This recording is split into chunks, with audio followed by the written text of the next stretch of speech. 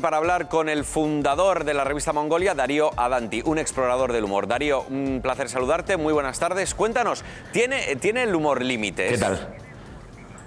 Bueno, primero saludo para todos. Yo creo que tenemos que diferenciar dos cosas, ¿no? El humor como, digamos, como ficción en una revista, en una obra de teatro, y el humor como forma de comunicarnos en la vida diaria.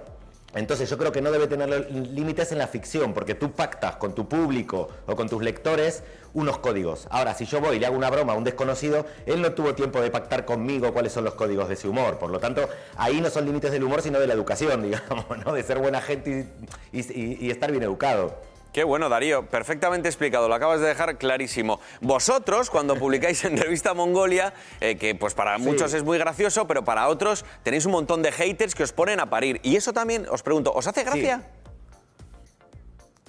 Bueno, a mí particularmente no me hace ni gracia ni me deja de hacer gracia, pero a otros de la revista sí que de pronto les puedo hacer gracia.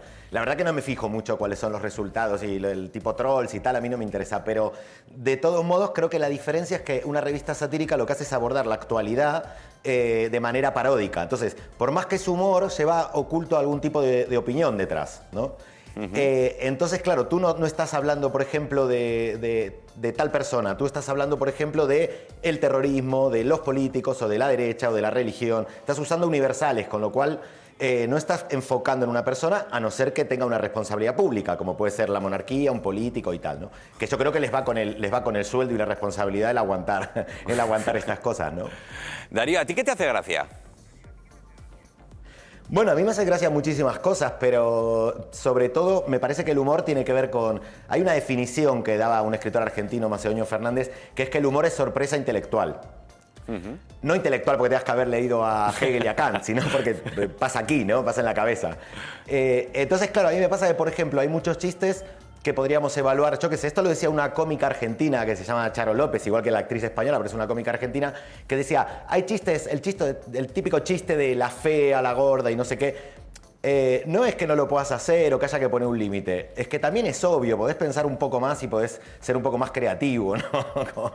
Y sumar más voces a cosas que son muy tópicas ya. Al final lo que hablas un poco también es esa especie de humor inteligente que nos gusta a muchos. Yo creo que aquí compartimos somos fans del humor inteligente. ¿Qué es lo que a ti no te hace gracia ni te hará nunca gracia?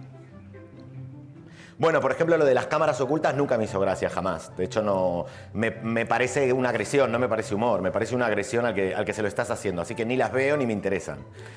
Ahora, no sé si hay que prohibirlas. Me parece que el riesgo de que hagas una cámara oculta es que te den una hostia como Caranchoa y me parece casi una cosa poética que está bien. No.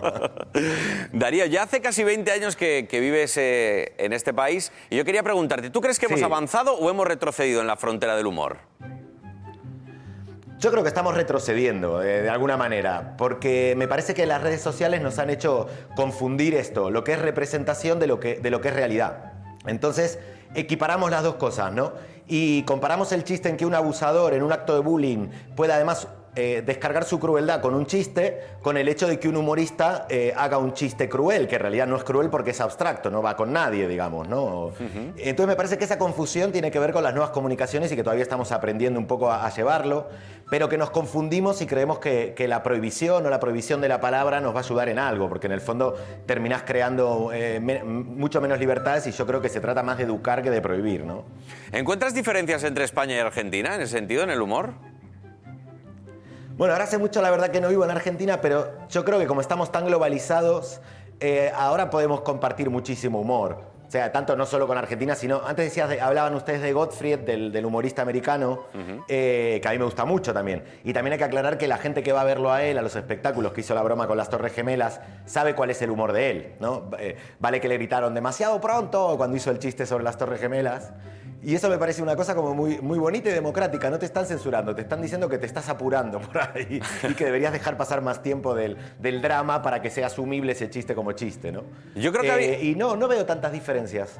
Darío, yo creo que en 1986 la NASA, ¿recuerdas? El Challenger explotó y entonces 7 astronautas murieron. Y entonces hicieron un estudio y salió un chiste que decía que la NASA significaba necesitamos ahora 7 astronautas. La sigla significaba eso, pero decían que el chiste se hizo famoso a los 17 días, que es como el tiempo necesario para que puedas hablar de una tragedia, más curioso. o menos. Qué buen dato. Qué buen dato. Bueno, yo ahora acabo de sacar un libro sobre los límites del humor que no intento dar una respuesta, sino provocar dudas, ¿no? A través de filósofos y cosas así.